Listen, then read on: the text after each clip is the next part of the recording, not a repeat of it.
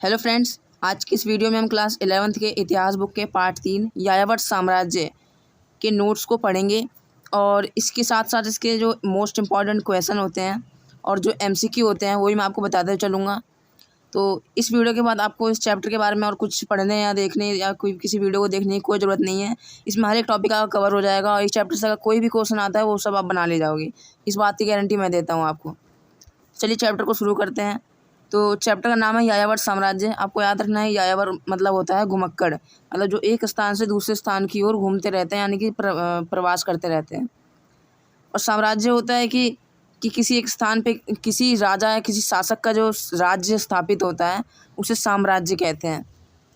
अब आप सोचोगे कि यायावर मतलब आपने बताया कि जो घूमते रहते हैं एक स्थान से दूसरे स्थान तक, और साम्राज्य जो होता है एक जगह पे स्थिर होता है, तो फिर ये यायावर साम्राज्य इनका मेल कैसे बना, ये यायावर साम्राज्य कैसे बन गए? वो ऐसे बन गए क्योंकि इन्होंने घूम घूम के बहुत सारी जगहों को अपने अंडर में लेते चले गए और एक विशाल साम्राज्य का स्थापना कर दिया। तो वह हम पढ़ने वाले हैं कि घुमक्कड़ की कैसे घुमक्कड़ लोगों ने अपना खुद का साम्राज्य स्थापित किया। और ये घुमक्कड़ लोग कौन थे? आपको याद रखना है कि ये जो यायावर साम्राज्य है ये पूरा मंगोल के ऊपर है। मंगोलियन साम्राज्य मतलब मंगोल साम्राज्य। तो जैसा कि मैंने बताया यायावर लोग मूलतः घुमक्कड़ होते हैं। एमसीक्यू में पूछा गया था कि यायावर लोग से आप क्या समझते हैं, और 1 नंबर नहीं पूछा जा सकता है। तो ये यायावर मध्य एशिया के मंगोल हैं जिन्होंने 13वीं और 14वीं शताब्दी में, याद रखना, आपको डेट याद रखना है, 13वीं और 14वीं शताब्दी में पारगमन यानी कि पार महाद्वीप साम्राज्य की स्थापना चंगेज़ खान के नेतृत्व में की थी। उसका साम्राज्य यूरोप और एशिया महाद्वीप तक फैला हुआ था। तो अब यहाँ पे एक दो टर्म आते हैं। पहला तो आता है पार महाद्वीप साम्राज्य। ये क्या होता है? मतलब पार का मतलब आपको समझ में आ रहा होगा, पार एक महाद्वीप से दूसरे महाद्वीप के पास जाना, मतलब पार करते हुए जाना। तो इससे हो जाएगा पार। पार का मतलब आपको सीधा याद रखना है 2, और महाद्वीप तो आप समझते ही हो। तो आपको पार महाद्वीप से आपको याद रखना है 2 महाद्वीप, और ये 2 महाद्वीप कौन कौन से थे? यूरोप और एशिया। और आपको यूरोप में भी याद रखना है जो पूर्वी यूरोप था वही खाली इलाका था, ठीक है। और एशिया में जो मतलब अधिकांश एशिया तो था ही इसके अंडर में, अभी हम आगे देखेंगे। तो अब आपको पता होगा कि जो मंगोल है ना, इसका जो नेतृत्व कर रहा था वो कर रहा था हमारा चंगेज़ खान। पता होगा आपको, नाम बहुत सुना होगा, बहुत ही क्रूर व्यक्ति नाम सुना होगा आपने। तो इन मंगोल साम्राज्य का नेतृत्व कर रहा था हमारा चंगेज़ खान। और ये मंगोल साम्राज्य उभरा कब? ये उभरा 13वीं और 14वीं शताब्दी, ठीक है। 13वीं शताब्दी मतलब कब? 1201 से लेके 1201 से लेके 1300 तक, ठीक है। और 14वीं शताब्दी तक क्या समझते हैं? 1301 से लेके 1400 तक, ठीक है। तो इन समय काल में इसने अपना विस्तार स्थापित कर दिया था, अपने साम्राज्य का निर्माण कर दिया था। किसने? मंगोलों ने। और किसके नेतृत्व में किया था? चंगेज़ खान के। और कितना बड़ा साम्राज्य स्थापित कर दिया था? पार महाद्वीप साम्राज्य की स्थापना कर दी थी। और कौन कौन से 2 महाद्वीप थे ये? यूरोप था और एशिया था, ठीक है। ये एमसीक्यू में पूछा जा सकता है, तो आपको अच्छे से ये वाला जो लाइन मैंने लिखा है यहाँ से लेके यहाँ तक, इसे अच्छे से आपको लर्न कर लेना है।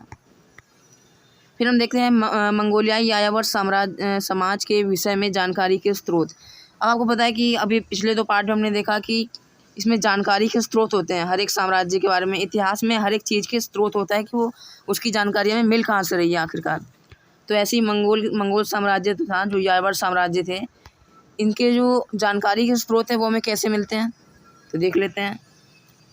आपको ये एक बात याद रखना है, जो मंगोल साम्राज्य था इसमें लेखन कला का इसमें कोई मतलब विस्तार नहीं हुआ था। इसमें लिखने की कोई प्रणाली नहीं थी, लिखने की कोई कला नहीं थी, इनमें संस्कृति लिखने की थी नहीं। तो मतलब इनका जो इतिहास था ना, मंगोलों का इतिहास, वो स्वयं रचित नहीं था, खुद के द्वारा रचित नहीं था इनका इतिहास, ठीक है। आपको याद रखना है। तो इनके बारे में हमें जानकारी के स्रोत इतिवृत्तों से मिलती हैं।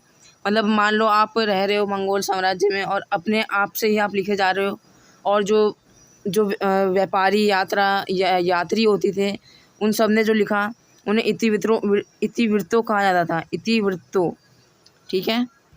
और यात्रा वृत्तांतों, ये भी इतिवृत्तों का एक पार्ट होता है, पर ये यात्रा वृत्तांतों कह देते हैं इस अलग से, क्योंकि ये खाली यात्री लिखते हैं। बहुत बड़े बड़े जैसे कि मार्को पोलो, आप एक नाम याद रखो, मार्को पोलो ने मंगोलों के बारे में बहुत ज़्यादा जानकारी दी थी। और यही यात्रा वृत्तांतों से मिलता है। मान लो कोई बंदा मार्को पोलो मान लो यूरोप यानी इटली से वो जा रहा है भारत की ओर जा रहा है, तो भारत से होते हुए कहाँ से जाएगा वो? चीनी इलाके से तो जाएगा, रूसी इलाके, चीनी इलाके, तुरानी इलाके, इनसे जाएगा, और इन सब में मंगोल साम्राज्य में फैला हुआ था, हम आगे देखेंगे। तो जब वो यात्रा कर रहा था तो उसने अपने वृत्तांत लिखे थे, अपने यात्रा के वृत्तांत लिखे थे, और उसी को यात्रा वृत्तांत कहा जाता है। तो उससे हमें जानकारी मिलते हैं।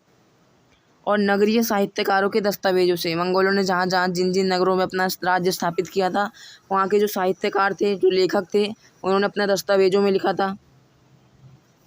आपको याद रखना है कि मंगोलों के पास ना लेखन का कोई संस्कृति थी नहीं, उनमें लेखन की कोई संस्कृति नहीं थी। पर जहाँ जहाँ उन्होंने अपनी राज्य स्थापित किया था ना, जहाँ जहाँ उनके जो विजित प्रदेश थे, वहाँ पे तो शहरी नगरीय साहित्यकार थे ना, तो उन्होंने अपने दस्तावेजों में लिखा था। कुछ निर्णायक स्रोत, निर्णायक मतलब रीजनेबल, कुछ निर्णायक स्रोत चीनी, मंगोली, फारसी और अरबी भाषा में भी उपलब्ध हैं। तो इन भाषाओं में भी उपलब्ध हैं, जो कि आपको पता होगा एशिया के देश हैं सारे। और हम इतालवी, लैटिन, फ्रेंच, रूसी स्रोतों से भी पारगमन मंगोल साम्राज्य के विस्तार के बारे में महत्वपूर्ण स्रोत पाते हैं। अभी इतालवी, लैटिन, फ्रेंच, रूसी है कौन से देश? ये यूरोपीय देश। आपको पता है किस किस में फैला था? एशिया और यूरोप में तो फैला हुआ था। तो आप एशिया और यूरोप के किसी भी देश का ना नाम लिख देना, या ज़रूरी नहीं है कि आप रट दो इन्हें, क्योंकि आपको पहले से ही पता है कि यूरोप और एशिया तक फैला था। तो एशिया और यूरोप के जहाँ जहाँ मैप दिखाऊंगा, वहाँ के अगर देश का नाम पता है तो आप लिख दो कि इन भाषाओं में हमें स्रोत मिलते हैं। तो अगर पूछा जाता है कि मंगोलियाई यायावर समाज के विषय में जानकारी के मुख्य स्रोत कौन कौन से हैं, तो आपको ये 5 पॉइंट लिख के आने हैं, ठीक है। आगे चलते हैं। मध्य एशिया के यायावर साम्राज्य की विशेषताएं बताइए। तो ये पूछा नहीं गया है, फिर मैंने लिख दिया है क्योंकि एनसीईआरटी का मुझे इंपॉर्टेंट पॉइंट्स लगे थे, इसलिए। इन्होंने 13वीं और 14वीं शताब्दी में पार महाद्वीप साम्राज्य की स्थापना चंगेज़ खान के नेतृत्व में की थी। देखा था हमने ऊपर अभी यही चीज़। उनका साम्राज्य एशिया और यूरोप महाद्वीप तक फैला हुआ था, ठीक है। कृषि पर आधारित चीनी साम्राज्यिक निर्माण व्यवस्था की तुलना में वह एक सामान्य आर्थिक परिवेश में जीवन बिता रहे थे, परंतु इन्होंने विशाल विश्व के अनेक देशों से संपर्क रखा, उनके ऊपर अपना प्रभाव छोड़ा। इसका क्या अर्थ है? देखो, जो मंगोली साम्राज्यिक प्रणाली थी ना, वो घुमक्कड़ थी, आपने देखा यायावर। तो वो कृषि नहीं करते थे, उन्होंने कृषि को नहीं अपनाया, क्योंकि आपको पता है कृषि एक स्थान पर डट के होती है, एक स्थान पर रह के होती है। अब वो एक स्थान से दूसरे स्थान पे घूम रहे हैं, फिर यहाँ से वहाँ जा रहे हैं, तो ऐसे में कृषि संभव नहीं थी, तो उन्होंने कृषि को अपनाया ही नहीं। अब जो चीनी थी ना, जिन्होंने उन चीनी साम्राज्यिक प्रणाली को उन्होंने अपने कब्जे में कर लिया था, मंगोल वालों ने कब्जे में कर लिया था। अब जो चीन वाले थे वो तो अपना आराम से खा रहे थे खेती बाड़ी करके, क्योंकि वो तो यायावर नहीं थे, वो आराम से अपना खेती करके उगा के खा रहे थे अपना आराम से। तो वही कह रहे हैं कि कृषि पर आधारित चीनी साम्राज्यिक निर्माण व्यवस्था यानी निर्माण प्रणाली की तुलना में वह यानी मंगोल यायावर एक सामान्य आर्थिक परिवेश में जीवन बिता रहे थे। मतलब वो खेती वेती करके नहीं खा रहे थे, वो घूम घूम के खा रहे थे। और सामान्य आर्थिक परिवेश, अब इसमें ना हम 2 पेशों के बारे में देखने वाले हैं कि ऐसे कौन से 2 पेशे थे जो कि ज़्यादा विद्यमान थे मंगोल साम्राज्य में, और उन्हीं के कारण इनमें सामान्य आर्थिक परिवेश था, मतलब बहुत ही साधारण सा आर्थिक परिवेश था मंगोल में। चलो मैं आपको पहले बता देता हूँ। वो दो जो पेशे थे वो थे पशुपालक, और आप याद रखना, पशुपालक और शिकारी संग्राहक, ठीक है। अभी हम आगे देखेंगे उसके बारे में, ठीक है। ये हो गया। परंतु इन्होंने विशाल विश्व के अनेक देशों से संपर्क रखा और उनके ऊपर प्रभाव छोड़ा। इन्होंने इतना बड़ा साम्राज्य कायम कर दिया था कि बहुत सारे देशों में प्रभाव छोड़ दिया था इन लोगों ने, और आज भी बहुत ज़्यादा नाम होता है मंगोलिया का। मंगोलिया छोटा सा देश है, आपको पता होगा, और फिर भी वहाँ का चंगेज़ खान था, वहाँ की मूल रक्त का, वो बहुत ही ज़्यादा मायने रखता है आज भी। अब हम भूमिका देख लेते हैं। ये भी एनसीईआरटी में मुझे लगा तो इसलिए मैंने लिख दिया, आप रीड कर लेना इसे एक बार, ठीक है। पूछा नहीं गया, हालांकि ये मैं आपको बता दूंगा इसमें पूछा क्या गया था। 13वीं और 14वीं शताब्दी में यूरो एशिया के महान साम्राज्यों ने मध्य एशिया में एक नई राजनीतिक शक्ति से बड़े खतरे का अनुभव किया। अब 13वीं और 14वीं शताब्दी में जो यूरो एशिया के जो राजा महाराजा थे ना, उन्होंने जो मध्य एशिया के स्टेपी क्षेत्र थे, आपको याद रखना है, मंगोल कहाँ से उभरा था? मध्य एशिया के स्टेपी क्षेत्र से उभरा था। तो वहाँ से एक नई राजनीतिक शक्ति, और कौन सी शक्ति थी? मंगोल शक्ति। तो इसका खतरा अनुभव किया था किन किन लोगों ने, जो यूरो एशियाई जो राजा महाराजा थे, महान साम्राज्य थे, उन सब ने। आगे देखते हैं, चंगेज़ खान 1162 में पैदा हुआ था और 1227 में मर गया था। ये एमसीक्यू में पूछा जा सकता है। ये ना आप काट लेना इसे, और मैंने नीचे यहाँ लिख दिया था 1162, ठीक है। अगर आपको विजिबल नहीं होगा यहाँ पे तो आप ये वाला देख लेना। 1162 में पैदा हुआ था और 1227 में मर गया था, और इसने मंगोलों को संगठित किया था। किसने? चंगेज़ खान ने। चंगेज़ खान केवल मध्य एशिया के स्टेपी क्षेत्र एक ही तक ही सीमित नहीं था, बल्कि उसने आगे बढ़कर कई क्षेत्रों पर कब्जा किया। अब वो था तो मध्य एशिया का स्टेपी क्षेत्र से। अब हम देखेंगे कि कहाँ है मध्य एशिया का स्टेपी क्षेत्र, पर उसने ना उस क्षेत्र तक सीमित नहीं रहा, मतलब वहाँ पे तो कब्जा कर लिया इसने बढ़िया से, वहाँ तक ही सीमित नहीं रहा। बंदे ने 1206 तक वहाँ पे कब्जा करने के बाद भी बहुत आगे तक बढ़ गया, पूरा चीन कब्जे में ले लिया, तुरान, ईरान और यूरोप का ये ज़्यादातर रूसी क्षेत्र वो सब कब्जे में ले लिया था चंगेज़ खान ने। चंगेज़ खान के वंशजों ने भी उसका अपना जीवन मंगोल जातियों को संगठित करने और साम्राज्य संलग्न क्षेत्र जैसे उत्तरी चीन, तुरान, अफगानिस्तान, पूर्वी ईरान के विरुद्ध युद्ध अभियानों का नेतृत्व करने में बीता। अब जो चंगेज़ खान था ना, वो मतलब अपने जीवन के बारे में भूल ही गया कि उसके निजी जीवन भी है। पूरा जीवन उसने युद्धों को समर्पित कर दिया, मतलब ज़्यादा से ज़्यादा क्षेत्रों को अपने अंडर में लेने के लिए इतने ज़्यादा युद्ध अभियान चलाए थे उसने कि उसने अपने ही जीवन काल में बस एक ही पीढ़ी में उसने उत्तरी चीन, तुरान, अफगानिस्तान, पूर्वी ईरान के विरुद्ध इतने युद्ध लड़े थे कि उनके वंशजों ने इनकी चुटकी बजाते ही इन पे कब्जा कर लिया था, क्योंकि बहुत कमज़ोर हो गए थे सब इलाके। समझ में आ रहा है ना आपको? आपको बस ये याद रखना है इसमें कि उत्तरी चीन, तुरान, अफगानिस्तान, पूर्वी ईरान, इन प्रदेशों में चंगेज़ खान ने कब्जा करने के लिए युद्ध अभियान चलाए थे। चंगेज़ खान के वंशजों, अभी में 4 वंशज थे, अभी हम देखेंगे। चंगेज़ खान के वंशजों ने इस क्षेत्र को और अधिक बढ़ाकर चंगेज़ खान के स्वप्न को सार्थक बनाया और दुनिया के सबसे विशाल साम्राज्य का निर्माण किया।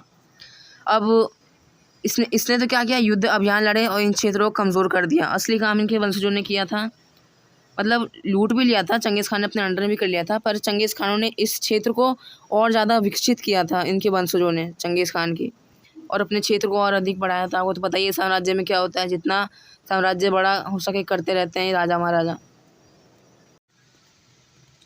अब ना आपको 2 पॉइंट आपको याद रखना है यहाँ पे। चंगेज़ खान के ना 2 पोते थे, मोनके और बाटू, ठीक है।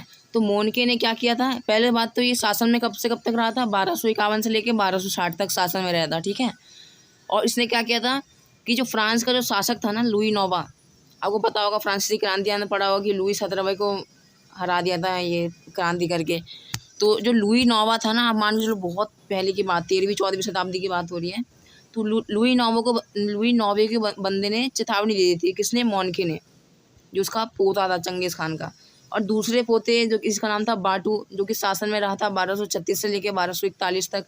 इसने क्या किया, रूस की भूमि को मॉस्को तक रौंद डाला। आपको पता होगा कि जो मॉस्को है वो आज जो है रूस का राजधानी है, और इस रूस की भूमि को मॉस्को तक रौंद डाला, समझ रहे हो। और यहाँ पे नहीं रुका, ये जो बाटू था, इसने साथ साथ और आगे गया, और मतलब और पश्चिम में गया, और पोलैंड, हंगरी को कब्जा में ले लिया। और तो और जो वियना है ना, जो आपको पता होगा कि जो पहले के समय में ऑस्ट्रिया को वियना कहा जाता था, तो उसने वियना में भी पड़ाव डाल दिया, मतलब वियना को कब्जे में लेने के अभियान चला दिए थे इस बंदे ने, बाटू ने। तो आपको इन दोनों के काम याद रखना है और इनका शासनकाल याद रखना है, मोनके और बाटू, जो कि पोते थे चंगेज़ खान के। ये यूटी वगैरह में बहुत पूछा जाता है, ये 1 नंबर के क्वेश्चन में। अब देख लेते हैं कि अब हम देख रहे हैं जो मंगोल साम्राज्य, मध्य एशिया का स्टेपी क्षेत्र, उत्तरी चीन, अब ये है कहाँ पे, ये जो साम्राज्य फैला कहाँ पे था, तो देखते हैं इसे। ये देखिए मैंने ड्रॉ कर दिया था ताकि आप समझ जाओ अच्छे से। ये आपको एनसीईआरटी में नहीं मिलेगा, ये मैंने खुद से ढूंढ ढांड के किया है ताकि समझ में आ जाए आपको। तो ये है मंगोल साम्राज्य, ठीक है। ये एशिया है, ये अफ्रीका है, ये यूरोप का पार्ट है। तो अब देखिए यहाँ पे क्या है, ये है रूस की भूमि, ठीक है। यहाँ पे है मंगोलिया, तो ये है चाइना, ठीक है। मैं आपको अलग अलग कलर से करके दिखा देता हूँ। ये आज का मंगोलिया है, जो नीले में पेंट कर रहा हूँ, ये मंगोलिया है ये आज का। ये है रूस, नहीं रूस नहीं, चीन, ठीक है, ये चीन है, आज का चीन। और आज यहाँ पे बहुत सारे देश हैं, आपको पता होगा, जैसे तुर्किस्तान है, और भी बहुत सारे स्थान हैं यहाँ पे, कजाकिस्तान, जो भी है। तो इन्हें पहले पता है क्या कहा जाता था? तुरान कहा जाता था, तुरान, ठीक है, आपको याद रखना है। इन्हें पहले के समय में तुरान कहा जाता था। ये जो इलाका था, उज्बेकिस्तान, कजाकिस्तान, ये सब जो जितने भी इलाके थे यहाँ पे, इसे तुरान कहा जाता था, तुर्की वगैरह इन सबको संगठित रूप से। तो मैं ऐसा कर देता हूँ पीला रंग, ताकि कुछ समझ में आ जाए, ग्रीन कर देता हूँ, ठीक है।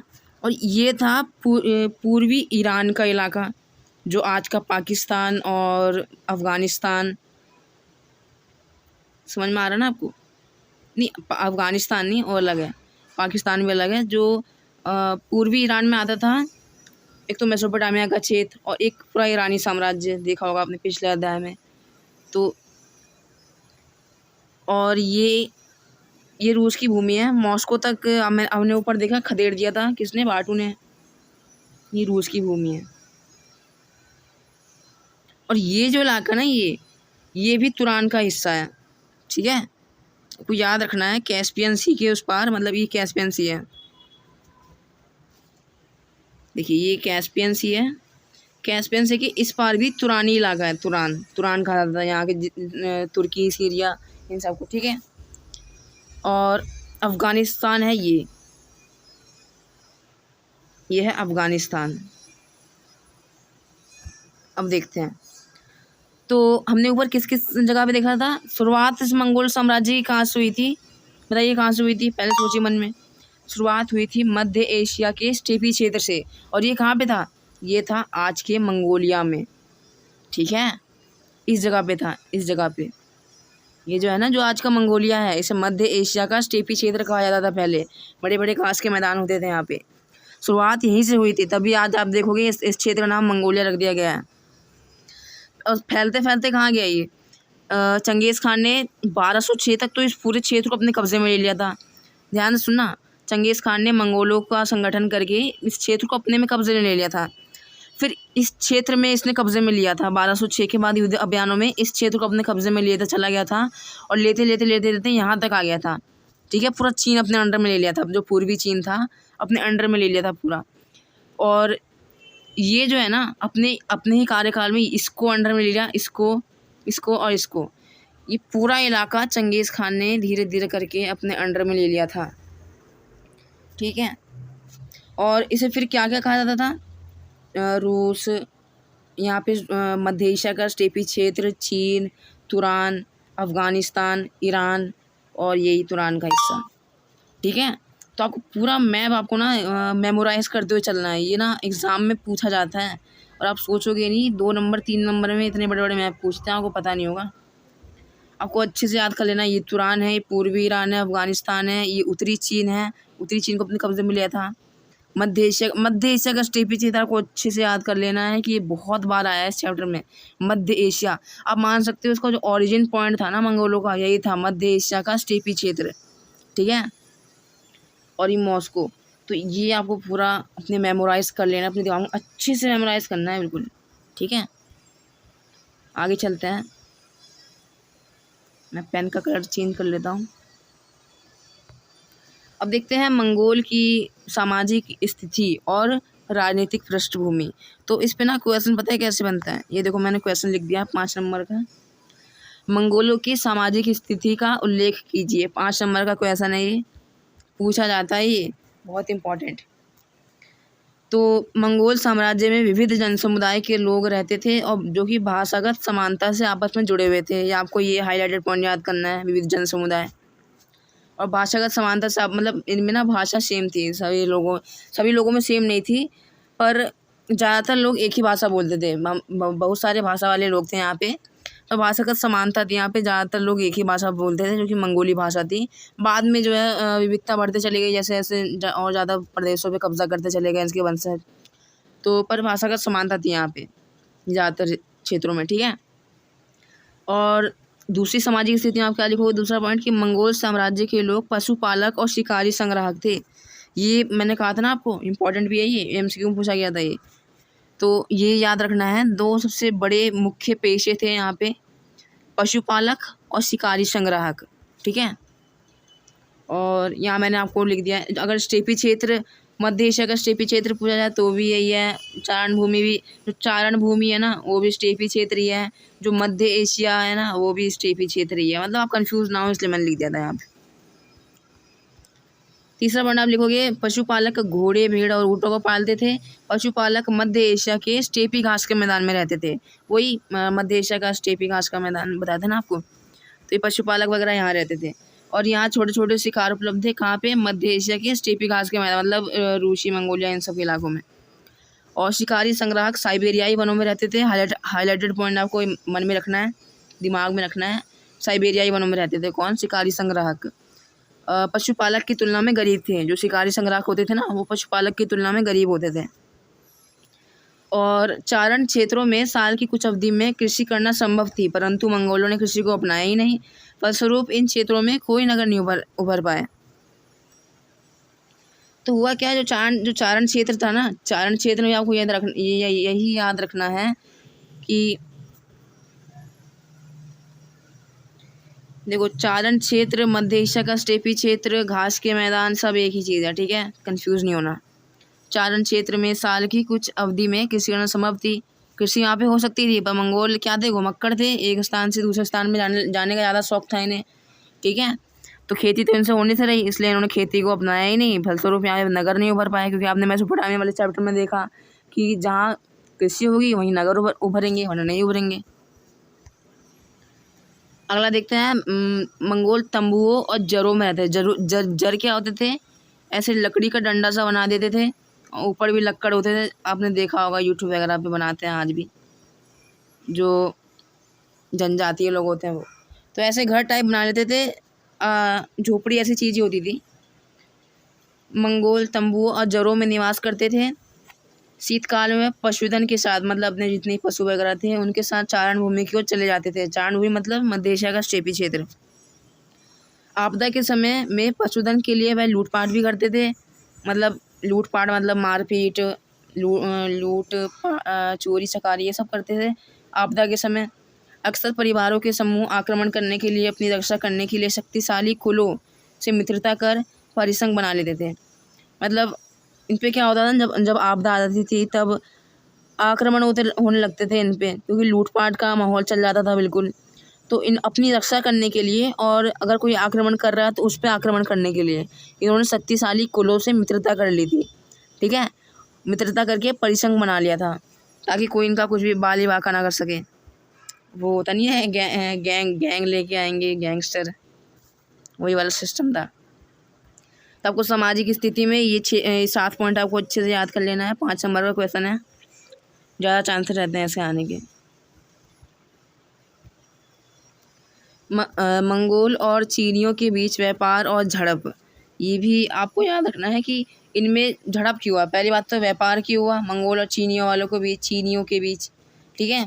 और इस व्यापार में ऐसी क्या बाधा आई जो इन दोनों के बीच झड़प भी होने लगी, ठीक है। तो देखते हैं, स्टेपी क्षेत्र में संसाधनों की कमी के कारण, किसके कारण, संसाधनों की कमी के कारण। और कौन से संसाधन, दिमाग लगाओ आप, थोड़ा लॉजिक लगाओ। कृषि वाले संसाधन, क्योंकि कृषि तो करना आता नहीं था यायावर को, करते नहीं थे वो लोग, घुमक्कड़ लोग थे। तो कृषि संसाधनों की कमी के कारण, और एक और चीज़ आपको याद रखना है, लोहे के उपकरणों की कमी थी। तो स्टेपी क्षेत्र में संसाधनों की कमी के कारण मंगोलों को व्यापार और वस्तु विनिमय के लिए उनके पड़ोसी चीन के स्थायी निवासियों के पास जाना पड़ता था। स्थायी निवासी मतलब कौन, स्थायी निवासी मतलब जो एक जगह पे स्थिर रहते हैं। इस जगह पे स्थिर रहते हैं मतलब वो खेती करते होंगे मतलब उनके पास खेती की उपज होगी जिनकी ज़रूरत मंगोल वालों को है, ठीक है। आगे बढ़ते हैं। यायावर कबीले खेती से प्राप्त उत्पादों और लोहे से बने उपकरणों को चीन से लाते थे और बदले में उन्हें घोड़े, फर तथा शिकार देते थे।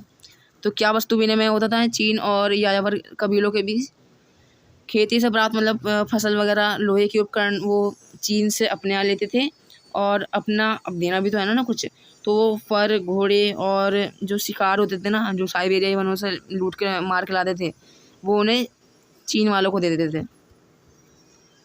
आगे बढ़ते हैं।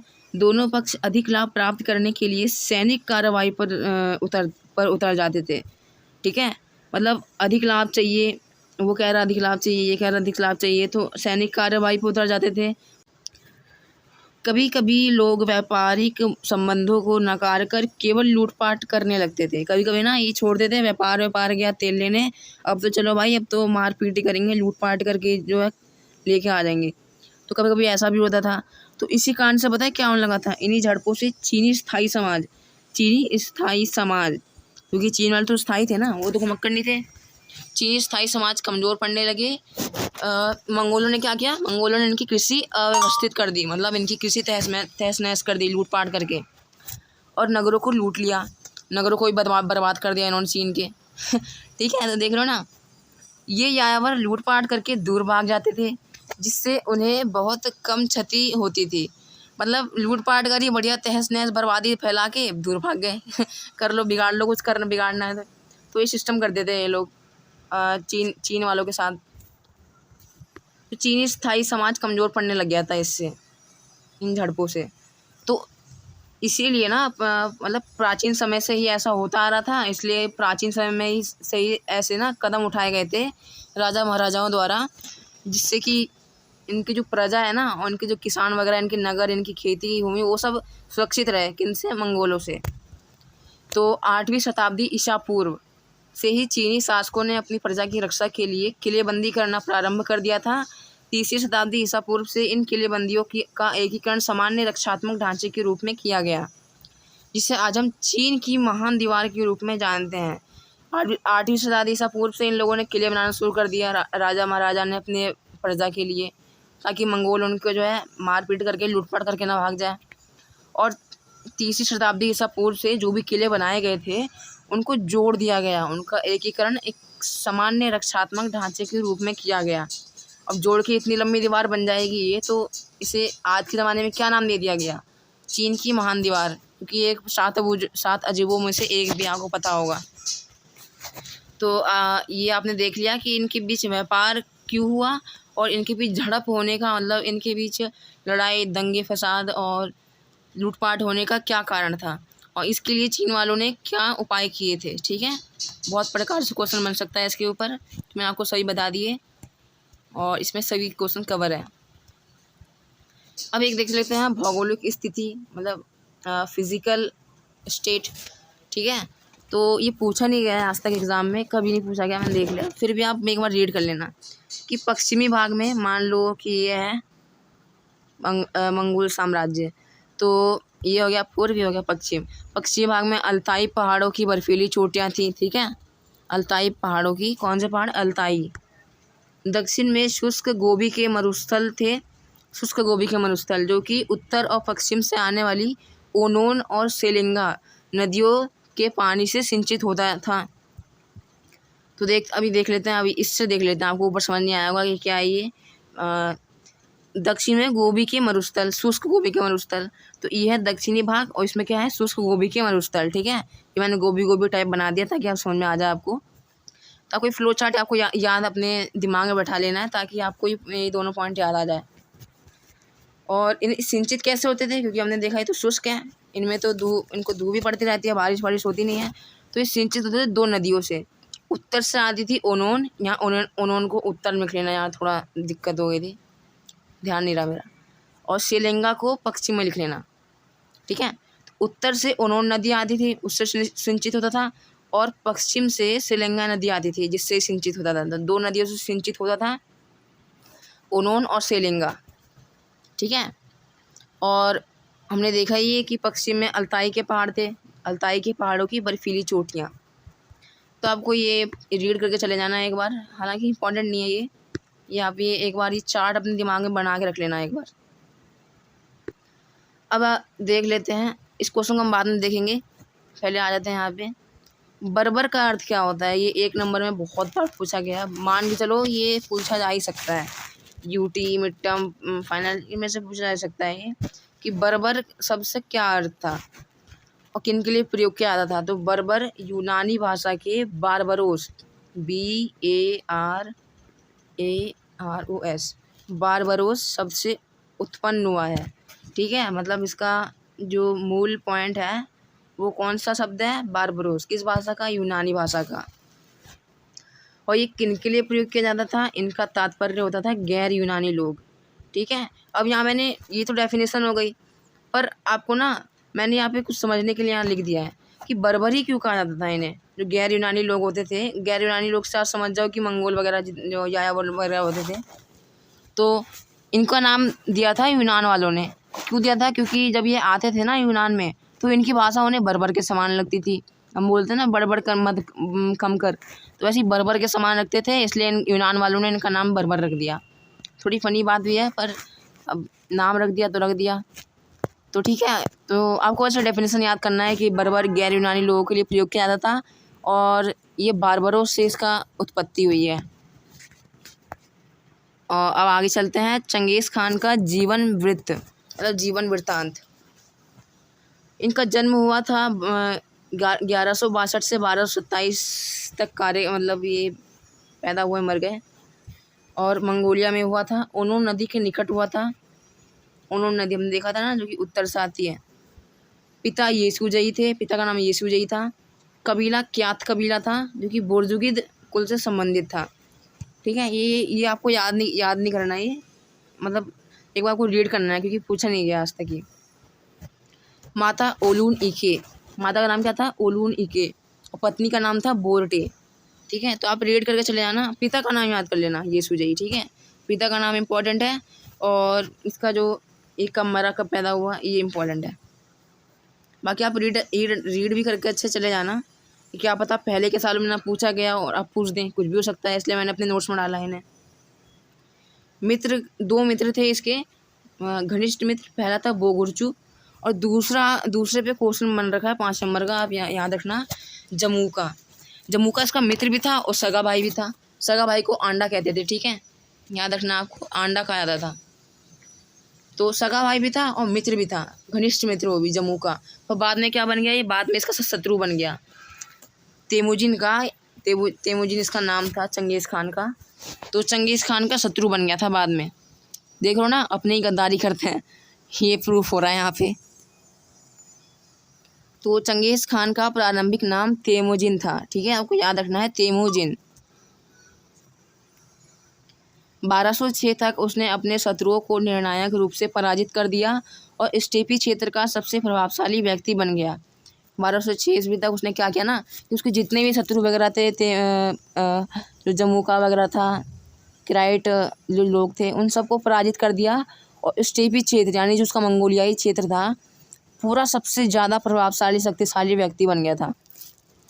इसीलिए 1206 में कुरलताई की एक सभा में चंगेज़ खान को समुद्री खान और सार्वभौमिक शासक की उपाधि के साथ मंगोलों का महानायक घोषित किया गया। ये इम्पॉर्टेंट है, पूछा भी गया है, पहले बता देता हूँ आपको। 1206 ईस्वी में जो कुरलताई में एक सभा हुई थी, जो वृद्धजनों की सभा थी ये, तो उसमें ना चंगेज़ खान, तेमुजिन को चंगेज़ खान नाम दिया गया था इसी सभा में। तेमुजिन जो था ना प्रारंभिक नाम इसका, इसी सभा में उसको चंगेज़ खान नाम दिया गया था। और खान जुड़ गया, तो ये मत सोचना कि ये मुस्लिम समुदाय का है, मुस्लिम समुदाय का नहीं है। खान तब कहा जाता था जो सिंहासन, जो राजगद्दी है बैठता है, उन्हें खान कहा जाता था। ठीक है, और चंगेज़ मतलब होता है समुद्री, तो चंगेज़ खान का ही तात्पर्य है समुद्री खान। और एक और चीज़ से नवाजा था इन लोगों ने, सार्वभौमिक शासक। सार्वभौमिक मतलब हर जगह, यूनिवर्सल शासक। ठीक है, की उपाधि के साथ मंगोलों का महानायक घोषित किया गया था। मतलब 1206 ही ऐसा साल था जब लीडर घोषित कर दिया गया था चंगेज़ खान को, किसका? मंगोलों का। और उसी के बाद सारा जनसंहार हुआ था, पता होगा आपको ये। आगे देखते हैं चंगेज़ खान की सैनिक उपलब्धियां। अच्छा, हम एक इम्पॉर्टेंट क्वेश्चन तो देखना भूल ही गए, हमने छोड़ के आए थे ना ये चंगेज़ खान कौन था, तो इसका उत्तर में आपको तीसरा चौथा पॉइंट लिखना है। अगर चंगेज़ खान कौन था ये पूछा जाता है 1 नंबर में, तो आपको ये सब नहीं लिखना है, ये सब आपको नहीं लिखना है। ठीक है, ये सब तो उसके जीवन वृत्तांत हो गया, इसका डिस्क्रिप्शन हो गया, निजी जीवन हो गया। चंगेज़ खान कौन था अगर ये पूछा जाता है तो आपको ये लिखना है, ठीक है, ये दोनों पॉइंट लिखने हैं आपको अच्छे से, ठीक है। आगे चलते हैं। तो एक बहुत ही इम्पोर्टेंट क्वेश्चन, ये ना बहुत बार पूछा गया है, चंगेज़ खान की सैनिक उपलब्धियाँ, ठीक है। कुशल घुड़सवार सेना थी इसके सेना में तीरंदाजी का अद्भुत कौशल था। सशक्त और अनुशासित सैन्य शक्ति थी इसके पास। घेराबंदी यंत्र थे, मतलब घेराबंदी की तकनीकें वगैरह थी इनके पास। दुश्मन यहाँ पे है तो यहाँ से जाल फेंका और फंस गए सारे के सारे, तो ऐसी। नेफ्ता बमबारी, मतलब एक ऐसी प्रकार की बमबारी जिन्हें नेफ्ता बमबारी कहा जाता था, और बड़ी प्रभावशाली बमबारी हुआ करती थी ये, ठीक है। अभियानों में हल्के चल उपस्करों का प्रयोग किया जाता था। उपस्कर मतलब जो तोपें वगैरह होती हैं, जो युद्ध के लिए जो जितनी भी बड़ी बड़ी जो मशीन गन्स वगैरह होती थी तब के ज़माने की, उन्हें चल उपस्कर कहा जाता था, ठीक है। तो हल्के चल उपस्कर का प्रयोग किया जाता था। ये पता है, युद्ध में बहुत सारे सैकड़ों लोग होते हैं, अब ऐसे में भारी भारी चल उपस्कर लेके जाएंगे तो पता चल रहा है वो हिलने में 1 घंटा लगा रहा है, तो मारेंगे कैसे उससे, ठीक है। तो मतलब ऐसी तकनीकें वगैरह अपनाई थी, और मौसम की जानकारी लेके चलते थे ये लोग, जो यायावर लोग होते थे। इनके शासन में एक शासन निमित्तज्ञ होता था, ठीक है, जो कि इन्हें मौसम की जानकारी वगैरह पहले ही दे देता था।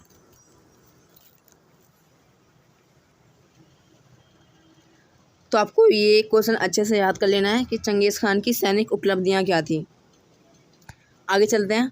अब एक क्वेश्चन तो नहीं बन के आता है, पर एक कम्पिटिटिव एग्ज़ाम्स में बहुत बार पूछा गया है, जो बड़े बड़े एग्ज़ाम होते हैं ना, एसएससी यूपीएससी, इनमें पूछा गया था जीएस में कि चंगेज़ खान कभी भारत पे आक्रमण क्यों नहीं कर पाया। इतना शक्तिशाली था, इतना नाम है, पूरा एशिया यूरोप अंडर में ले लिया, मतलब पूरा तो नहीं पर अंडर में ले लिया, और फिर भी भारत में नहीं आ पाया ये। और तब तो भारत ज़्यादा समृद्ध था भी नहीं सैनिक मामले में, तो ये क्यों नहीं आ पाया। तो इसका उत्तर यहाँ पे है। हालांकि आपको 11th के एग्ज़ाम पॉइंट ऑफ व्यू से इतना इम्पोर्टेंट नहीं है, पर अब अगर आप किसी बड़े एग्ज़ाम की तैयारी कर रहे हो तो सबसे ज़्यादा इम्पोर्टेंट क्वेश्चन यही बनता है। मैं आपको पहले बता देता हूँ इस पार्ट में से। तो सिंधु नदी के तट से चंगेज़ खान उत्तर भारत और असम पर भी कब्ज़ा करना चाहता था। तो सिंधु नदी के तट तक तो कब्ज़ा कर लिया था इसने, इससे आगे ही बढ़ना चाहता था ये, उत्तर भारत यानी नेपाल असम वगैरह पे भी जाना चाहता था। पर ये जा क्यों नहीं पाया, इसलिए नहीं जा पाया क्योंकि वहाँ पे असहाय गर्मी, इतनी गर्मी को सह ही नहीं सकते। अब वो रहते हैं वहाँ पे मंगोलिया में रहते हैं, उतनी वहाँ पे इतनी कड़ाके की ठंड पड़ती है, मतलब वहाँ 12 महीनों ठंड पड़ती रहती है। और ऐसा बंदा अगर भारत जैसी ट्रॉपिकल रीजन में आता है तो आप समझ सकते हो उसका क्या हालत हो जाएगा, मतलब अंडा गिरा और पक गया, समझ जाओ। प्राकृतिक आवास की कठिनाइयाँ, दूसरा कारण ये था कि प्राकृतिक आवास की बहुत कमी थी, क्योंकि ये लोग थे यायावर। ये क्या है ना कि कहीं पर भी जगह मिल गई तंबू डाला रह लिए, पर यहाँ पे प्राकृतिक आवास की कमी है, जंगल ही जंगल भरे हुए हैं यहाँ पे, कहाँ पे रहेंगे ये लोग, है कि नहीं। मतलब यहाँ प्राकृतिक आवास और जंगल से आप कंफ्यूज हो रहे होंगे। दिक्कत ये है ना कि तब के ज़माने में बहुत ज़्यादा जंगल था, और प्राकृतिक आवास से इनका मतलब है जो मैदान वगैरह हों, खुले इलाके हों, साथ ही में वहाँ पे खाने पीने की चीज़ों का भी भरपूर मात्रा में उपलब्धता हो, शिकार वगैरह हो। तो ये सब भारत में बहुत कम हुआ करता था, भारत के उत्तरी क्षेत्र में उस ज़माने में, ठीक है। आज तो बन गए, आपने देखा होगा, पेड़ वेड़ वो काट दिया। और तीसरा कारण ये था कि उनके जो शासन निमित्तज्ञ थे, जो देख रेख करते थे, मौसम की जानकारी वगैरह देते थे, उनके द्वारा दिए गए अशुभ संकेतों से उसे वापस लौटने का फैसला कर लिया, ठीक है। तो ये 3 कारण थे, असहाय गर्मी, प्राकृतिक आवास की कठिनाई और शासन निमित्तज्ञ द्वारा दी गई अशुभ संकेत, ठीक है। इसलिए वो भारत पे कभी आक्रमण नहीं कर पाया। अब देखते हैं आगे चल के कि क्या है। चंगेज़ खान के उपरांत मंगोल, मतलब चंगेज़ खान के बाद मंगोल का क्या स्थिति थी। अब इसमें एक बहुत ही ज़्यादा इम्पोर्टेंट क्वेश्चन बन जाता है। अभी आप ऊपर देख रहे होगे, बार बार मैं बोल रहा हूँ इम्पोर्टेंट, क्योंकि जितने क्वेश्चन बता रहा हूँ ना ये बहुत बार आ चुके हैं, इसलिए मैं इम्पोर्टेंट बता रहा हूँ आपको, ठीक है, वरना मैं नहीं बताता। ये जितने भी क्वेश्चन हैं वो सब आ चुके हैं एग्ज़ाम में पहले ही बहुत बार, इसलिए मैं आपको इम्पोर्टेंट नोट करने के लिए कह रहा हूँ। मंगोल कबीलों को नवीन सामाजिक सैनिक इकाइयों में विभक्त करने की आवश्यकता क्यों अनुभव की गई। अब नवीन सैनिक और सामाजिक इकाई जो थी ना, हम देखते हैं क्या थी। चंगेज़ खान को यह संदेह था कि कहीं ये प्राचीन कबीले, मतलब जो कबीले पहले से चलते आ रहे हैं, मंगोल कबीले के लोग संगठित होकर उसकी सत्ता ना पलट दें और अपने अपने साम्राज्य स्थापित ना कर लें। मतलब पहले से चलते आ रहे हैं, अब कहीं वो चंगेज़ खान की सत्ता ही ना पलट दें, अपने अपने साम्राज्य स्थापित ना कर लें। तो इसी संदेह में, इसी डर में जो चंगेज़ खान है ना, उन्होंने प्राचीन कबीलों को तोड़ दिया, विभाजित कर दिया और इनके सदस्यों को नवीन सामाजिक और सैनिक इकाइयों में विभक्त कर दिया, मतलब बांट दिया। यही कारण था कि चंगेज़ खान ने ऐसा अनुभव किया कि मंगोल कबीलों, जो कि प्राचीन मंगोल कबीले थे, जो प्राचीन कह सकते हैं कबीले और कुल थे, ये भी कह सकते हैं प्राचीन जनजातीय समूह, ठीक है। तो इनको विभाजित करके इनके सदस्यों को नवीन सामाजिक और सैनिक इकाइयों, मतलब यूनिट्स में विभक्त किया गया, ठीक कर दिया गया। अब इसी को मैंने छोटे रूप में लिख दिया है। चंगेज़ खान द्वारा सेना का पुनर्गठन, प्राचीन जनजातीय समूह को विभाजित करके उनके सदस्यों को नवीन सामाजिक और सैनिक इकाइयों में विभक्त कर दिया, ठीक है। तो चंगेज़ खान द्वारा सैनिकों का पुनर्गठन। अब यहाँ पे एक टर्म आ जाता है तुमन। तुमन क्या होता था? तुमन क्या होता था, ये पूछा गया है 1 नंबर में। तो सेना का सबसे बड़ी इकाई, सेना की सबसे बड़ी इकाई थी ना, सबसे बड़ी यूनिट थी, सबसे बड़ी जो नवीन सामाजिक और सैनिक इकाई बनाई थी तोड़ तोड़ के, तो उनमें जो सबसे बड़ी थी उन्हें तुमन कहा जाता था। और इसमें कितने सैनिक होते थे? 10,000 सैनिकों की टुकड़ी होती थी और इसमें विभिन्न कुलों और कबीलों के लोग शामिल होते थे, ठीक है। और एक और टर्म यहाँ पे आ जाता है नोयान। नोयान क्या होता था? ये जो नई सैनिक टुकड़ियाँ बनाई थी, नई सैनिक इकाइयाँ बनाई थी, तो इन्हीं को नोयान कहा जाता था, ठीक है। और ये जो नोयान थे, ये जो टुकड़ियाँ थी, ये इनके 4 बेटों में बांट दी गई थी। जो चंगेज़ खान के 4 बेटे थे, 4 पुत्रों में अधीन थी, ठीक है। ये जो नोयान थी, मतलब जो नई सैनिक टुकड़ियाँ थी, नई सैनिक टुकड़ियों को जो चंगेज़ खान के 4 पुत्रों के अधीन थी, नोयान कहा जाता था, ठीक है। अब यहाँ पे मैंने एक लिख दिया है, यहाँ पे आंडा सगा भाई को कहते हैं आंडा, ठीक है। सगा भाई को मंगोली भाषा में सगा भाई को कहते हैं। चंगेज़ खान ने नव विजित, मतलब जो नए नए विजित प्रदेश होते हैं, प्रदेशों को शासन अपने 4 पुत्रों को सौंप दिया था। इस प्रकार 4 उलूस का गठन हुआ। अब जो नए नए प्रदेश जीते थे ना चंगेज़ खान ने, पूरा जो शासन साम्राज्य था उसका, उसने 4 बेटों में सौंप दिया था, ठीक है। अभी हम देखेंगे, मैप में देखेंगे कौन कौन सा क्षेत्र था और किस किस बेटे को मिला था। और इससे 4 उलूस का गठन हो गया था। उलूस क्या होता है? उलूस होता है एक भूभागीय क्षेत्र, मतलब एक निश्चित भूभागीय क्षेत्र। पर इसका अर्थ तो होता है निश्चित भूभागीय क्षेत्र, पर तब के ज़माने में यह निश्चित नहीं था। ये जो भूभागीय क्षेत्र था, ये निश्चित नहीं था। क्यों नहीं था? क्योंकि जो 4 बेटे थे ना, ऐसा नहीं है कि इनको बांट दिया तो ये बस सीमित रह गए, ये और भी बढ़ाते चले गए थे। अभी हम देखेंगे कैसे। भूभागीय क्षेत्र, यह उलूस कोई निश्चित भूभाग नहीं था, क्योंकि साम्राज्य का निरंतर विस्तार हो रहा था, इसलिए सीमाएं परिवर्तित होती रहती थी, ठीक है। अब पहले ही देख लेते हैं। तो 4 बेटों का नाम क्या क्या था?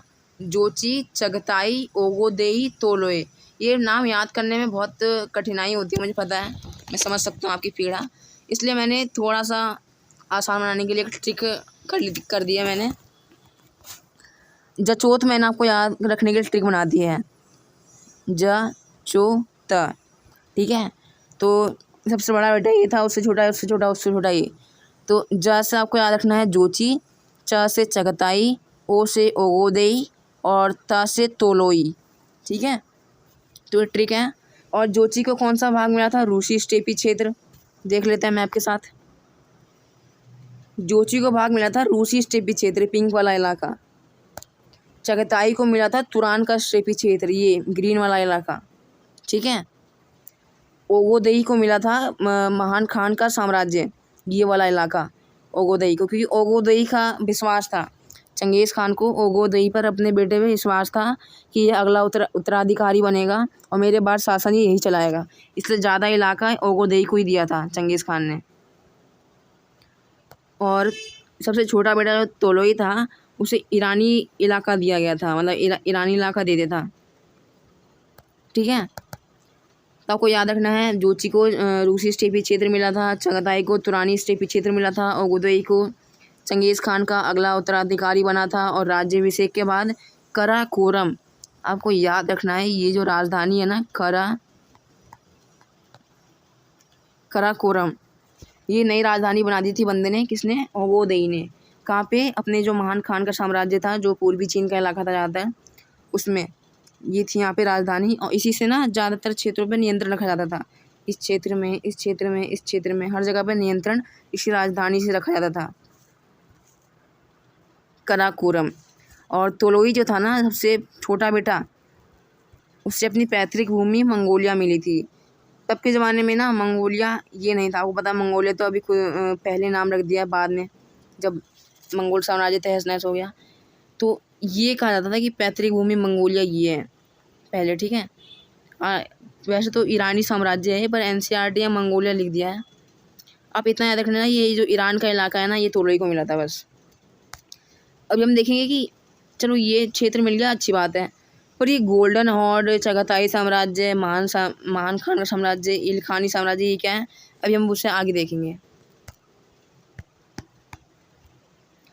पहले हम ये देख लेते हैं, हरकारा पद्धति। मंगोलों ने अपने साम्राज्य के दूर दराज के स्थानों पर परस्पर संपर्क रखने के लिए फुर्तीली हरकारा पद्धति अपनाई थी। अपेक्षित दूरी पर निर्मित चौकियों में स्वस्थ और बलवान घोड़े तथा घुड़सवार संदेशवाहक तैनात थे। इसके लिए मंगोल अपने घोड़े या अन्य पशुओं का 10वां हिस्सा कुबकुर कर प्रदान करते थे। ये हरकारा पद्धति क्या होती थी, मतलब दूर दूर के इलाके होते थे ना मंगोल साम्राज्य के, उसमें संपर्क रखने के लिए इन्होंने एक पद्धति अपना ली थी, वो है हरकारा पद्धति। इसमें होता था जैसे यहाँ पे एक चौकी है, यहाँ पे एक चौकी है, यहाँ पे एक चौकी है, तो यहाँ पे घोड़े और जो संदेशवाहक होते थे वो तैनात रहते थे, यहाँ पे भी और यहाँ पे भी। तो अगर यहाँ से जाना होता था ना, तो ये यहाँ से यहाँ पे चले जाते थे और यहाँ से यहाँ चले जाते थे, अगर कुछ संदेश पहुँचाना होता तो।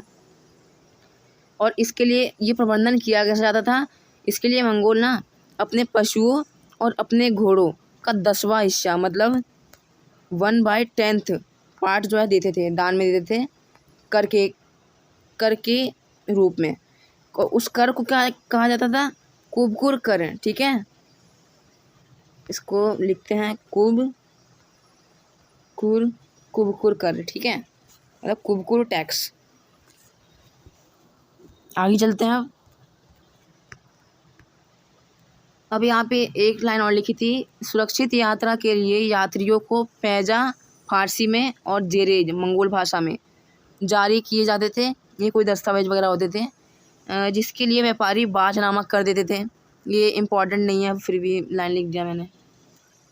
अब एक बंदा था गजन खान, तो गजन खान ने ना इलखानी साम्राज्य की स्थापना की थी। और ये गजन खान कौन था, ये ओलोई का वंशज था, तोलोई, जो सबसे छोटा बेटा था ना, तोलोई, जिसे ईरानी क्षेत्र मिला था, ठीक है, तोलोई, इसका वंशज था गजन खान। और गजन खान ने क्या कर दिया था, अपना धन परिवर्तन करा के मुस्लिम बन गया था गजन खान, ठीक है। और इसने पहला इलखानी शासक था ये, और इलखानी साम्राज्य की स्थापना भी गजन खान ने ही की थी। ये पूछा जा सकता है एमसीक्यू में। और इसका शासनकाल क्या था, 1295 से 1304 तक, ठीक है। 13वीं शताब्दी के मध्य में चारों भाइयों ने व्यक्तिगत राजवंश बनाने लगे, इसमें प्रतिस्पर्धा होने लगी। तो जो चंगेज़ खान था उसने इस भूमि को, इस जायदाद को बांटा, तो इस उद्देश्य था कि चारों भाई मिलके अपना आराम से शासन चलाएंगे। पर इन्होंने किया क्या, अपने अपने जो राजवंश है उनको प्रोत्साहित करने लगे, अपने अपने व्यक्तिगत राजवंश। वैसे तो ये मंगोली थे, पर फिर भी अपने अपने व्यक्तिगत, जैसे तोलोई ने कर दिया, इलखानी साम्राज्य की स्थापना कर दी। ओगोदेई ने महान खान का साम्राज्य का उत्तराधिकारी बन गया था। चगाताई ने अपने ही अलग साम्राज्य की स्थापना कर दी, चगाताई साम्राज्य नाम से। और जोची ने भी सुनहरा गिरोह यानी गोल्डन हॉर्ड नाम से भी एक अपने ही साम्राज्य की स्थापना कर दी। तो ऐसे अपने व्यक्तिगत राजवंश की स्थापना करने लगे। तो वही मैंने यहाँ पे लिख दिया है कि जोची ने सुनहरा गिरोह, और चगाताई ने चगाताई साम्राज्य, ओगोदेई ने महान खान का साम्राज्य जो कि उसका पैतृक साम्राज्य था, तोलोई ने इलखानी साम्राज्य की स्थापना कर दी, मतलब इसके वंशजों ने। और ये क्षेत्र है कि कहाँ कहाँ पे करी थी इन लोगों ने, रूसी स्टेपी क्षेत्र, तुरानी स्टेपी क्षेत्र, चीनी क्षेत्र, ईरानी क्षेत्र, और वही चीज़ मैंने यहाँ पे लिखी है। ठीक है, जो है ना ये चगताई साम्राज्य, महान खान का साम्राज्य, इलखानी साम्राज्य, गोल्डन हॉर्ड। अब समझ में आया आपको? तो ये मैप में पूछा जा सकता है, और MCQ वगैरह 1 नंबर के क्वेश्चन इन सब में पूछा जा सकता है कि सुनहरा गिरोह किसने स्थापना करी थी? जोची ने। चगताई साम्राज्य की स्थापना किसने करी थी? चगताई ने। इलखानी साम्राज्य की स्थापना किसने करी थी? तुलोई के वंशज गजन खान ने। ठीक है, आपको याद रखना है ये। अब एक इम्पॉर्टेंट टॉपिक आ जाता है यहाँ पे, यास। ठीक है, यास क्या होता था? इसमें 8 नंबर के क्वेश्चन बन रखे हैं। क्या क्वेश्चन बना था? यास क्या था? इसका अर्थ में परिवर्तन आने के क्या कारण थे? यास के महत्व की विवेचना कीजिए। ठीक है, ये 8 नंबर का क्वेश्चन है, बहुत बार पूछा गया है।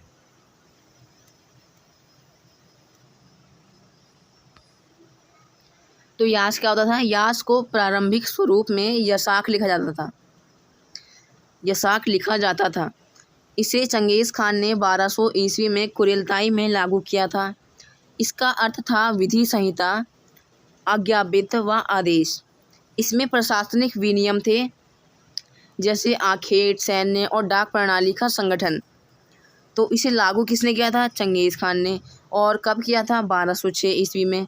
कहाँ किया था? खुरलताई में किया था। कि था क्या? इसका अर्थ क्या था? इसका अर्थ था विधि संहिता। विधि मतलब वो होता है नियम। ठीक है, विधि मतलब होता है प्रणाली, नियम, ऐसे नियमावली। ठीक है, नियमावली। तो विधि संहिता थी एक प्रकार की।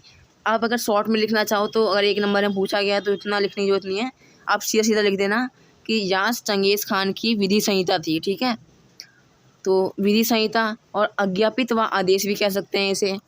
इसमें प्रशासनिक विनियम थे। प्रशासनिक मतलब क्या?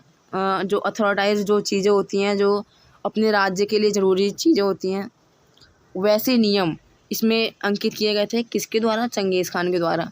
नियम की एक संहिता थी ये, आपको ये याद रखना है। और इसमें कैसे कैसे नियम हुआ करते थे, उदाहरण के रूप में आप लिख सकते हो, जैसे आखेट, सैन्य और डाक प्रणाली का संगठन इत्यादि। ठीक है, और यास के अर्थ में परिवर्तन के कारण ये भी पूछा गया है, तो मैंने लिख दिया है यहाँ पे। तो 5 कारण थे ऐसे, जिससे मतलब चार कारण थे इसके अर्थों में परिवर्तन होने के। 13वीं शताब्दी में मध्य तक मंगोलों द्वारा एकीकृत विशाल साम्राज्य का गठन। 13वीं शताब्दी के मध्य तक क्या कर दिया था मंगोलों ने? एक बहुत विशाल साम्राज्य की स्थापना कर दी। अब ऐसे विशाल साम्राज्य में अब यहाँ पे भी यास लागू होगा, यहाँ पे भी, यहाँ पे भी, यहाँ पे भी, तो स्वाभाविक सी बात है, इतना विशाल है तो थोड़ा बहुत अंतर तो आएगा ही, है ना। और तब तो कोई टीवी टेलीविज़न ये सब वगैरह तो था नहीं। जो एक ही जानकारी यहाँ पे है तो वही सेम जानकारी यहाँ पे दी जाएगी, चेंजेस आएंगे तो विशाल साम्राज्य होने के कारण। ठीक है, उनके द्वारा जटिल शहरी समाजों पर शासन संख्यात्मक रूप से अल्पसंख्यक, वो बहुत सारे जटिल शहरी समाजों पे तो कर रहे थे, बिल्कुल मतलब ऐसे ऐसे समाज, कुछवादी समाज पे शासन कर रहे थे, साथ में वो खुद इतने अल्पसंख्यक थे, उनकी संख्या ही बहुत कम थी। समझ रहे हो ना? इतनी कम संख्या में सही जानकारी, सही यास की इन्फॉर्मेशन कैसे पहुंचाई जा सकती है? इसलिए उसके अर्थ में परिवर्तन आए थे। अपनी पहचान व विशिष्टता की रक्षा के लिए यास के पवित्र नियम के आविष्कार का दावा। अब इन लोगों ने ना क्या किया, मंगोलों ने, कि अपनी पहचान और विशिष्टता, जो इनकी फेम है, उनको बचाने के लिए, उनकी रक्षा करने के लिए पवित्र जो नियम थे यास के, उन्होंने दावा करने लगे कि ये हमने बनाया है, इनका आविष्कार हमने किया है। तो इस कारण से भी इनमें जो है बदलाव आ गया था इसके अर्थ में। यास को अपने पूर्वज चंगेज़ खान की विधि संहिता कहकर प्रजा में लागू करवाया। अब यास को ये कहकर लागू करवाया था इन लोगों ने प्रजा पर, चंगेज़ खान के बाद, कि यह हमारे पूर्वज चंगेज़ खान की विधि है, विधि संहिता है, और इसलिए हमें लागू करना कंपलसरी है अपने प्रजा प्रशासन में। तो इसलिए भी इसमें आ गया था अंतर, इसमें अर्थ में परिवर्तन, कि चंगेज़ खान मर गया, उसके वंशज उसको इस तरह से प्रयोग कर रहे हैं, चंगेज़ खान की विधि संहिता बता के, उसमें कुछ ना कुछ चेंजेस तो आएंगे ही ना। तो ये 4 पॉइंट आपको याद करने हैं कि यास के अर्थ में परिवर्तन क्यों आए थे, और इसी क्वेश्चन का हिस्सा ये। और यास का महत्व क्या है? ठीक है, मतलब ज़रूरी क्यों था, महत्व क्या है, महत्वपूर्ण क्यों है। तो यास ने समान आस्था रखने वाले मंगोलों को संयुक्त किया था, मतलब जिनकी आस्था समान है। चंगेज़ व उसके वंशजों की मंगोलों से निकटता सुनिश्चित की थी। यास ने चंगेज़ खान और उसके जो वंशज थे उनकी मंगोलों से निकटता कि कहीं मंगोलों के लिए तो ख़तरनाक साबित नहीं हो रहा है ये चंगेज़ खान और उसके वंशज, तो इसलिए ये निकटता सुनिश्चित करी थी कि नहीं ऐसा नहीं है, ये समीप है और ये अब बुरा नहीं कर सकते अपने ही लोगों के लिए। यास ने वंशजों की कबीलियाई पहचान बरकरार रखी। जो यास था वो चंगेज़ खान के वंशज थे, वो आपस में लड़ कट के ही ना मर जाए, वो कम से कम एक पहचान रहे उनकी कि वो मंगोल हैं, वो मंगोल कबीलियाई के लोग हैं, के शासक हैं। तो ये पहचान भी यास ने ही बरकरार रखी थी। मतलब पता चल रहा है कि वो चगताई साम्राज्य ने इल्खानी साम्राज्य को ख़त्म कर दिया और बस ऐसे ही।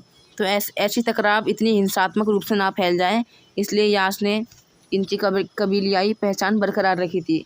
पराजित लोगों पर नियम लागू करने का आत्मविश्वास दिया था यास ने।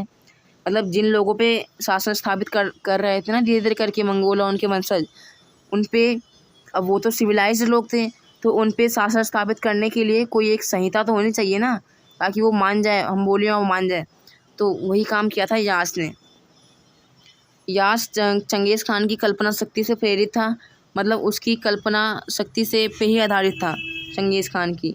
और इसने क्या किया था, विश्वव्यापी मंगोल साम्राज्य की संरचना में सहायता प्रदान की थी। मतलब इसकी संरचना को बनाने के लिए, इस साम्राज्य के ढांचे को बनाने के लिए सहायक था यास। तो इसके महत्व में आपको 5 पॉइंट याद करने हैं और इस 8 नंबर का क्वेश्चन में आपको ये पूरा पेज आपको याद करना है। यास क्या था, इसके अर्थ के परिवर्तन में क्या कारण थे और महत्व क्या है इसका।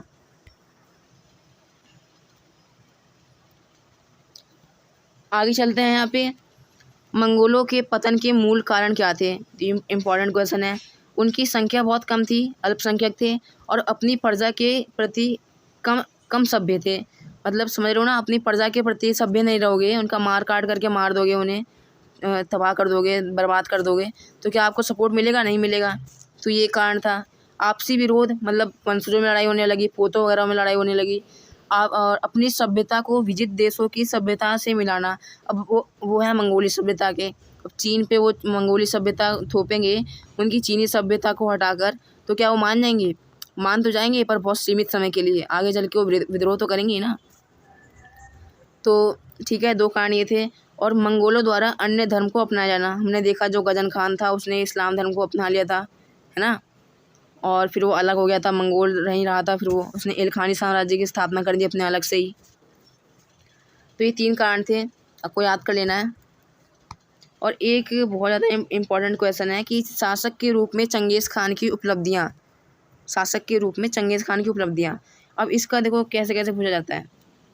चंगेज़ खान एक महान शासक था, इसके क्या कारण थे, इस क्वेश्चन में भी वही आंसर लिखना जो बताने वाला हूँ।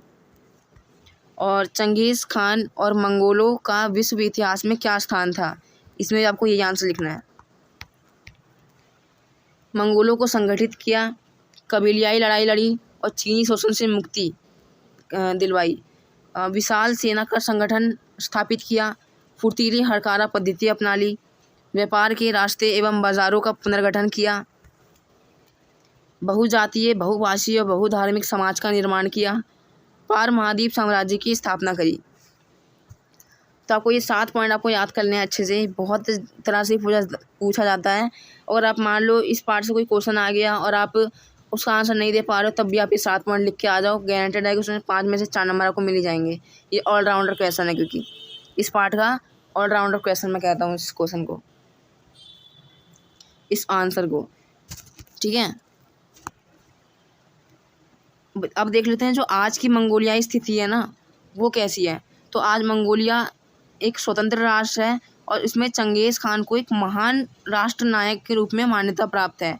जैसे हमारे यहाँ गांधी जी को है ना कि राष्ट्रपिता है हमारे, तो ऐसे ही वहाँ पे चंगेज़ खान को महान राष्ट्र नायक के रूप में मान्यता प्राप्त है। मतलब वहाँ पे वो महान राष्ट्र नायक मानते हैं।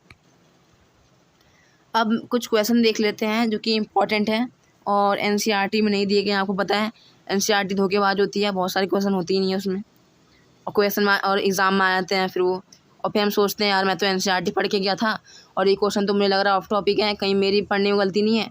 नहीं, आप पढ़ के गए हो, पर ये एनसीईआरटी है जो मतलब एनसीईआरटी अपने अंदर कोई चीज़ रखेगी भी ना तो ऐसे रखेगी, इतने कोने में रखेगी, बिल्कुल छुपा के रखेगी, पढ़ भी लोगे ना और क्वेश्चन आ जाएगा उससे बन के कर नहीं पाओगे।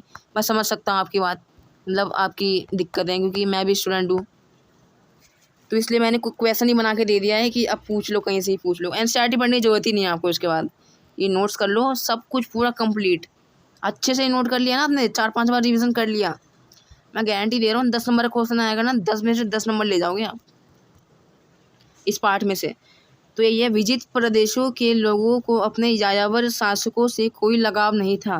इसके लिए उत्तरदायी कारणों को लिखिए। जो नए नए प्रदेश जीत लिए थे ना मंगोलों ने, उनके प्रति जो नए नए लोग थे, वो मंगोलों के प्रति कोई लगाव नहीं था उनका। अब ऐसा क्यों था? ऐसा इसलिए था क्योंकि युद्ध में नगरों को नष्ट कर दिया, इतने सारे नगरों को बर्बाद कर दिया। चीन एक उदाहरण आपने देखा ऊपर। कृषि भूमि को हानि पहुंचाना, साथ ही आपको बता दूं किसान को भी बहुत भारी मात्रा में मारा था इन लोगों ने, जो थे ना हमारे मंगोल वगैरह, चंगेज़ खान, किसान को भी बहुत भारी मात्रा में मारा था और कृषि भूमि को भी बहुत हानि पहुंचाई थी। चीन एक और उदाहरण हम देख सकते हैं, ठीक है। चीन के बाद बदसलूकी करी थी इन लोगों ने, व्यापार को नष्ट कर दिया। अभी हमने देखा था व्यापार का पुनर्गठन, वो तो है पर बाद में हुआ ना, वो तो पहले तो इन्होंने नष्ट कर दिया आराम से कब्जा करने के लिए। लाखों लोगों को नरसंहार, पता होगा 4 करोड़ से ज़्यादा लोगों को मार दिया था इन चंगेज़ खान वगैरह ने मिलके। तो ये 4 पॉइंट याद कर लेना, बाकी बना के भी लिख सकते हो, बाकी 4 तो आपको लिख के आने हैं। अगला क्वेश्चन देखते हैं, इंपॉर्टेंट है ये कि मंगोलों ने सैनिक प्रबंधन पद्धति क्या थी। मंगोलों की जो सैनिक प्रबंधन पद्धति थी उसमें उसकी विशेषताएं क्या थी और वो थी क्या। तो प्रत्येक स्वस्थ और वयस्क सदस्य हथियारबद्ध होता था। सेना में भिन्न भिन्न जातियों के सदस्य संगठित थे, अलग अलग जातियों के थे लोग थे। सेना में तुर्की मूल के और केराइट भी शामिल थे। केराइट एक वहाँ पे एक मान सकते हो जाति होते थे, कबीला टाइप होता था वहाँ पे, कुल टाइप। और सेना स्टेपी क्षेत्र की पुरानी दशमलव प्रणाली के अनुसार गठित की गई थी। ये एक्सप्लेन नहीं किया गया है कि पुरानी दशमलव प्रणाली थी क्या, मैं आपको जरूर बताता, मैं एनसीईआरटी में नहीं दिया गया है, तो आप अभी खाली इतना याद कर लो। सेना स्टेपी क्षेत्र की पुरानी दशमलव प्रणाली के अनुसार गठित की गई थी। प्राचीन जनजातीय समूहों को विभाजित करके नवीन सामाजिक और सैनिक इकाइयों में विभक्त किया गया। ठीक है, हमने देखा था ये तो ऊपर। सबसे बड़ी इकाई 10,000 सैनिकों की थी, जिन्हें क्या कहा जाता था, अभी कमेंट बताओ क्या कहा जाता था। अभी हमने पहले देखा था ना, कमेंट में बताना कि इसे क्या, जो सबसे बड़ी इकाई थी जिसमें 10,000 सैनिक थे, उसको क्या कहा जाता था, कमेंट अभी करो, ठीक है। तो आपको ये याद रखना है कि सैनिक प्रबंधन पद्धति क्या थी और इसकी विशेषता क्या थी। तो कीवर्ड भी आप याद कर सकते हो खाली, हथियारबद्ध होते थे, भिन्न भिन्न जातियों के लोग थे, तुर्की मूल और केराइट भी शामिल थे, पुरानी दशमलव प्रणाली पर आधारित थी, सैनिक इकाइयों में विभक्त थे, नई सैनिक इकाइयों, और 10,000 सैनिक थे। 10,000 सैनिकों की सबसे बड़ी टुकड़ियाँ बनती थी, जिन्हें क्या कहा जाता था, तुमन कहा जाता था। मैं बताया था आपको, तुमन, ठीक है, तुमन।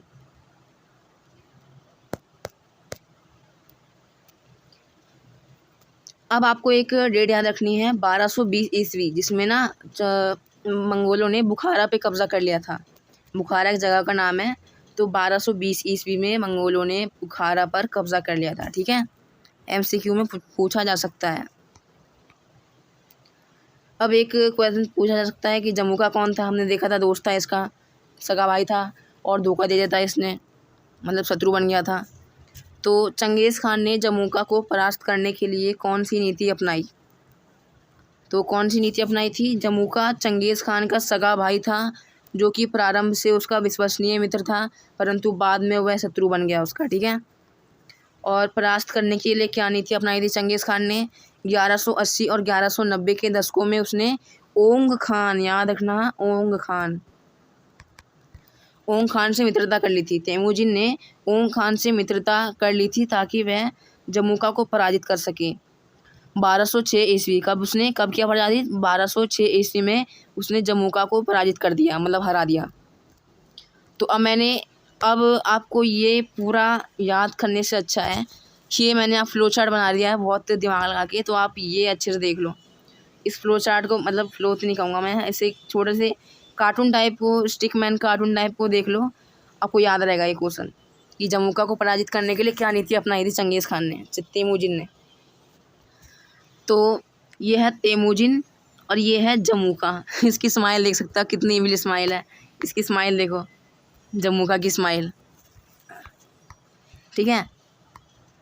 तो ये है तेमुजिन जो कि हमारा है चंगेज़ खान, और ये है जमुका, उसका सगा भाई, विश्वसनीय मित्र आंडा। इसने क्या किया, तलवार घोंप दिया। अब असलियत में नहीं घोंपा, मतलब मैं दिखाना चाह रहा हूँ कि धोखा दे दिया इसने। पीठ पीछे वार करते हैं ना, कि अपनी पीठ पीछे वार करते हैं, तो वही किया जमुका ने, पीठ पीछे वार करके धोखा दे के शत्रु बन गया।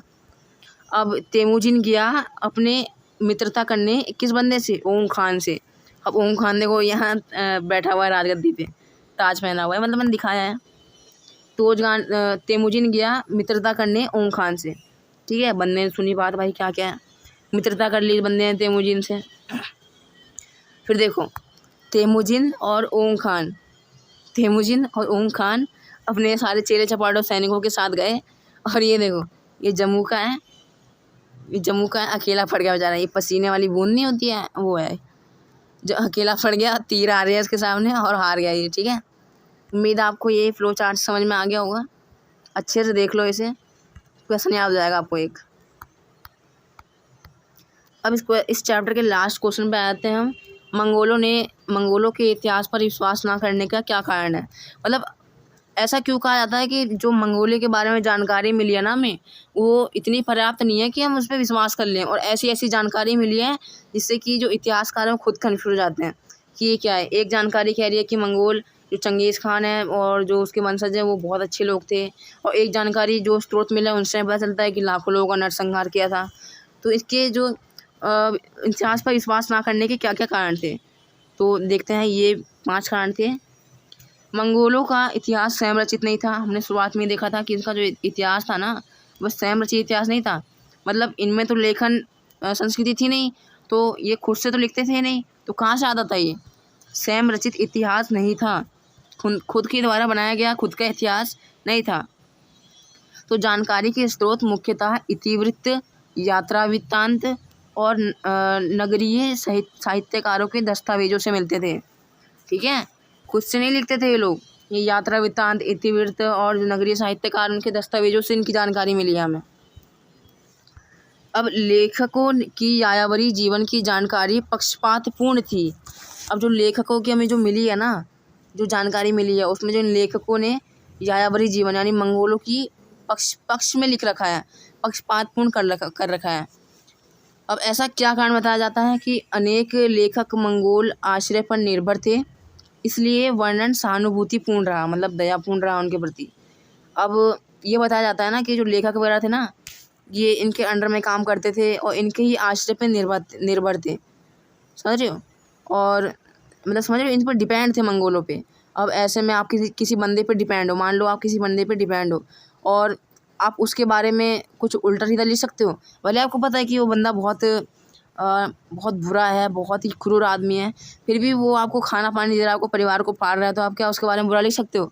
नहीं लिख सकते। अच्छा लिखोगे, उसके प्रति सहानुभूतिपूर्ण लिखोगे, दया का भाव लिखोगे और अच्छी बातें लिखोगे, है ना। क्योंकि आपके परिवार को वो पाल रहा है, आपको रहने के लिए आश्रय दे रहा, प्रदान कर रहा है। तो यही सिस्टम था उनके साथ कि अनेक लेखक मंगोल आश्रय पर निर्भर थे, इसलिए वर्णन सहानुभूतिपूर्ण रहा उनके बारे में। अन्यों ने उन्हें लुटेरा और नरसंहार करने वाला कहा। अब जो नए लेखक थे, जो नवविजित प्रदेश थे, उनके वो तो मंगोल नहीं थे ना, वो तो आश्रय पर निर्भर नहीं थे, तो उनके जो लेखक थे, मतलब अन्य लेखकों ने उन्हें यानी मंगोलों को लुटेरा और नरसंहार करने वाला कहा। पता होगा 4 करोड़ लोग को मार दिया था, तो नरसंहार नहीं है तो क्या है ये। तो ये कारण थे जिससे कि ना मंगोलों पे इतिहास में पूरी तरह से विश्वास नहीं किया जा सकता आज भी। तो इसी के साथ हमारा चैप्टर होता है ख़त्म। देख सकते हैं 14 पेज का चैप्टर, 13 पेज का चैप्टर नोट्स हैं ये, साथ में इसमें सारे क्वेश्चन इंक्लूडेड हैं, जो भी क्वेश्चन बन सकते हैं इस चैप्टर से। और मैंने नोट्स बनाने में बहुत टाइम लगाया, आपको पता ही है। तो प्लीज़ इस वीडियो को प्लीज़ सपोर्ट दिखाइएगा। बहुत ही ज़्यादा टाइम लगाया मुझे, 4 दिन का समय लगाया और बीच में मुझे आई फ्लू भी हो गया था। ऐसे नोट्स आपको पूरे यूट्यूब कम्युनिटी में कहीं नहीं मिलेगा, वो भी हिंदी मीडियम में। ठीक है, मैं चाहता हूँ मैं हिंदी मीडियम वाले बच्चों के लिए बहुत कुछ करूँ, इसलिए मुझे आपकी ज़रूरत पड़ेगी इसमें। तो प्लीज़ मुझे सपोर्ट कीजिए। और जो इस PDF की लिंक है, इस नोट्स की PDF की लिंक है, आपको डिस्क्रिप्शन और कमेंट सेक्शन दोनों में मिल जाएगा। फिर भी आपको नहीं मिल पाता है, आप ढूंढ नहीं पाते हो, आपको डिस्क्रिप्शन और कमेंट नहीं पता कहाँ पे है, तो आप मेरे को पर्सनल मैसेज कर सकते हो, मैं आपको बता दूंगा, दे दूंगा PDF। और प्लीज़ चैनल को सब्सक्राइब कर देना यार, आपके सपोर्ट की बहुत ज़रूरत है मुझे। अब आप मुझे इन सोशल मीडिया हैंडल पे भी फॉलो कर सकते हो अगर आप भी चलाते हो तो। Thanks for watching.